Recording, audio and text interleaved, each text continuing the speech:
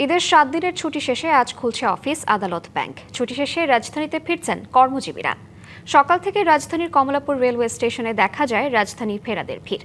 গাবতলী, সায়দাবাদ বাস টার্মিনালে দেশের বিভিন্ন প্রান্ত থেকে আসা দূরপাল্লার বাসগুলো যাত্রী নিয়ে ভিড়তে শুরু করে। উত্তরবঙ্গ ও দক্ষিণবঙ্গ থেকে আসা যাত্রীদের চাপ ছিল সবচেয়ে বেশি। এবার ঈদের লম্বা ছুটিতে ১৭ই মার্চ থেকে ফাঁকা হতে থাকে রাজধানী।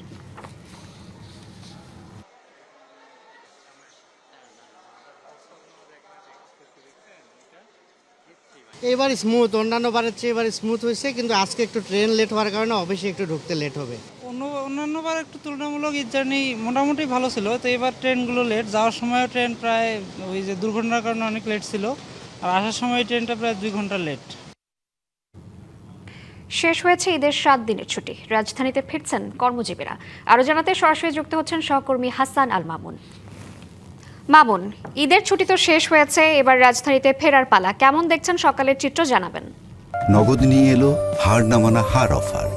সর্বনিম্ন 10,000 টাকা রেমিটেন্স নগদে পাঠালে থাকছে স্বর্ণের হার জেতার সুযোগ। শ্রাবন্তী, ধন্যবাদ আপনাকে।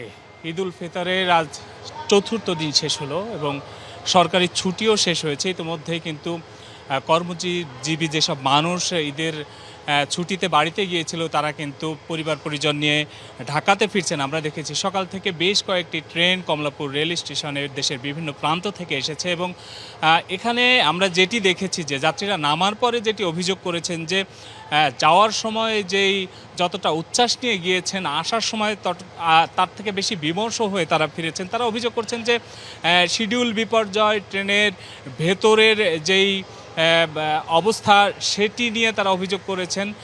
দাঁড়িয়ে থাকা এবং বিশেষ করে সৈয়দপুর স্টেশন থেকে সাধারণ যেসব মানুষ গড়পাত্তা ওঠার টিকিট না কেটে, সেক্ষেত্রে ট্রেনের যারা দায়িত্বে রয়েছেন, টিটি রয়েছেন, যারা টিকিট চেক করেন, তারা কোনো ব্যবস্থা না নেওয়া, বিভিন্ন অভিযোগ তারা করেছেন। এবং আমরা দেখেছি যে কিছুক্ষণ আগে যে চিলাহাটি এক্সপ্রেস নামে একটি ট্রেন যেটি দিনাজপুরের উদ্দেশ্যে ছেড়ে গিয়েছেন, সেই ট্রেনটিও কিন্তু প্রায় 2 ঘন্টা লেটে ছেড়ে গিয়েছে। যেটি 6:45টায় ছাড়ার কথা সেটি 9টায় ছেড়েছে। এবং আমার বামে যেই ট্রেনটি দেখতে পাচ্ছেন যে এই ট্রেনটি কিন্তু কিছুক্ষণ আগে প্ল্যাটফর্মে এসে পৌঁছেছে। এটি জামালপুর থেকে এসেছে এবং এই ট্রেনের যাত্রীরা অভিযোগ করেছেন একই, যে যাওয়ার সময় তারা যতটা উচ্ছ্বাস নিয়ে গেছেন, ফেরার পথে কিন্তু তারা বেশি ভোগান্তিতে পড়েছেন। বিশেষ করে ট্রেনের ভেতরের অব্যবস্থাপনা নিয়ে তারা অভিযোগ করেছেন। সেক্ষেত্রে তারা সরকারের পদক্ষেপও কামনা করেছেন। সব মিলিয়ে যদি বলি যে রাজধানীতে কিন্তু মানুষ ফিরছে খুব উচ্ছ্বাস নিয়ে। তাদের